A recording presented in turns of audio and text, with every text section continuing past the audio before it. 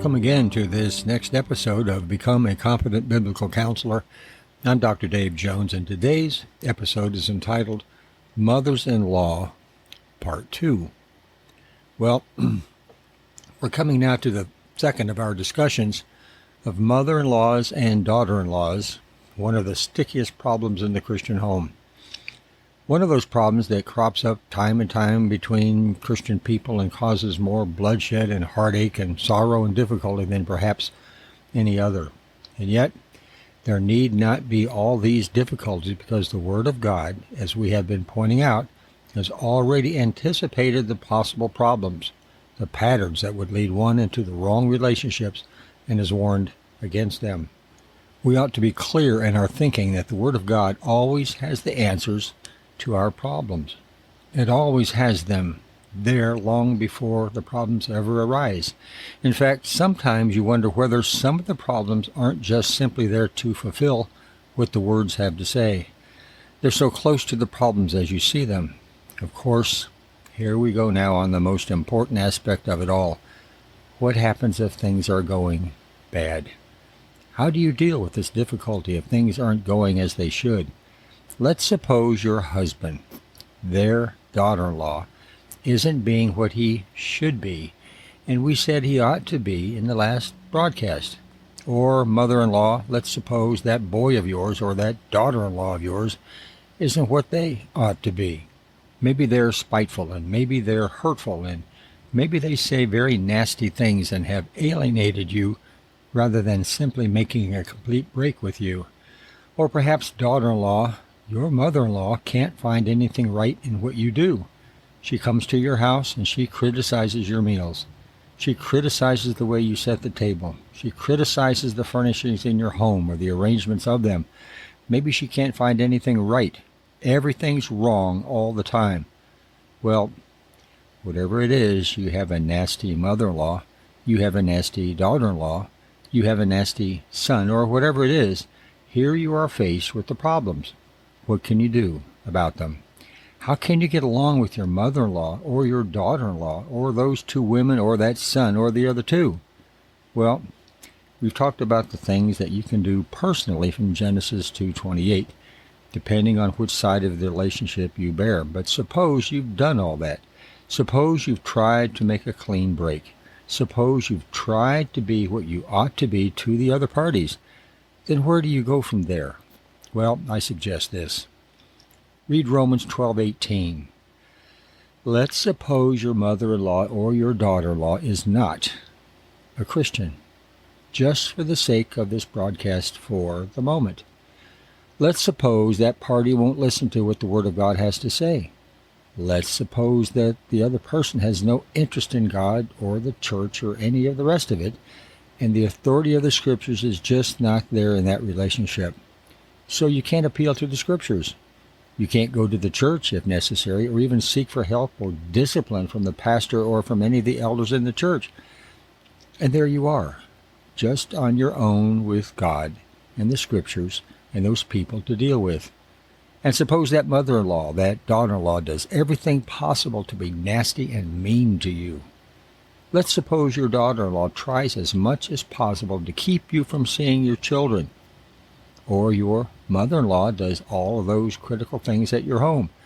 How do you handle that?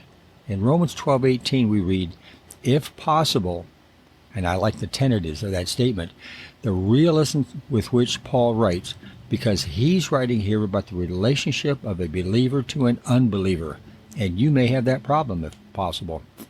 And so he's assuming it's not always possible, and there are good reasons why it's not always possible. But if possible, so far as it depends upon you, be at peace with all men. And of course, that means all women too. It means everybody.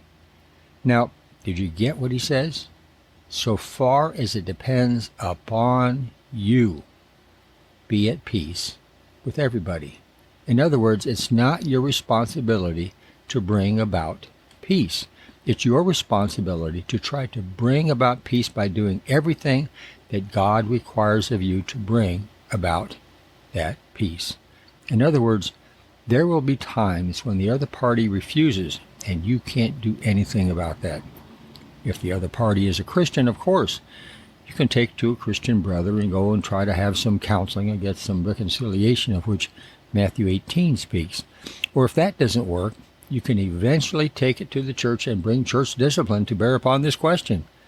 But here we're talking about an unbeliever, someone who doesn't respect another Christian's judgment, who doesn't submit himself or herself to the Word of God, and who has no respect or acknowledgement of the churches for acknowledgement of the church's authority at all. So if you've got an unbeliever, what do?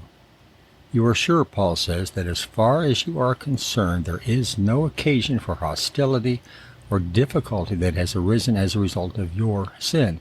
In other words, if that other party won't have you, won't listen to you, won't be at peace with you, be sure it's 100% the other party's fault and not yours. Now, that can be a very subtle thing. You can rationalize. You can always blame the other party and say it's his fault. But you think of a few moments now. Are there words that you've spoken that you've never really apologized for, that you've never sought forgiveness for? Are there things that you have done?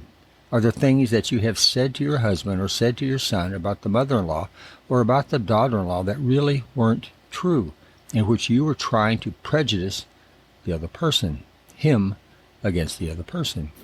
Have you done something or said something? Has your attitude been proper? Or have you in some way created by your attitudes a barrier between you and the other party? Are you always stiff and formal? Are you always huffy? Are you always looking for something wrong that you could criticize?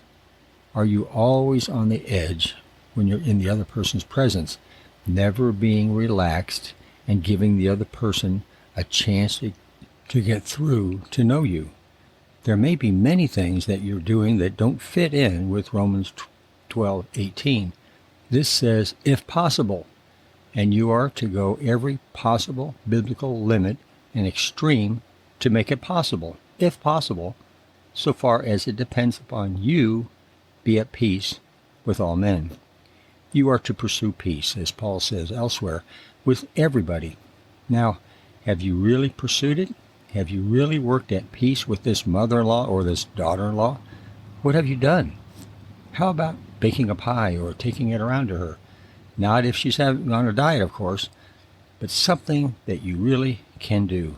If it's not something she can eat, if she's on a diet or would only add insult to injury, and you crochet a little something and take it around to that daughter-in-law, or you make some kind of a needlepoint affair that can hang on the wall or stick on a chair bottom, or whatever you do with these things. You ladies know what you do with these things, and take it around to her, but do something for that other party. That is what the Word of God tells you to do in this situation. Actively pursue peace, and be sure passively that there's nothing on your side that gets in the way of peace. There may be some people out there today who have some matters to deal with. I say don't wait another day. Think prayerfully about what you're going to do, and then start doing it right now. Get on the stick, get with it, get started. Move.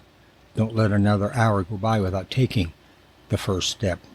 Lord, bless those today who are listening. May they realize that their sin often separates them from others, not just the sin of others, but their own sin as well. And there's never a place where we can say, well, she did this, so I did that.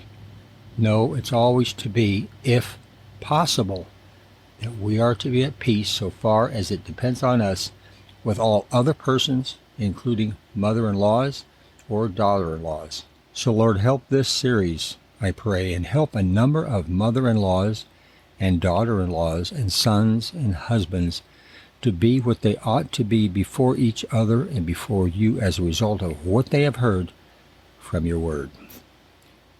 Thanks for listening. Make it a great day.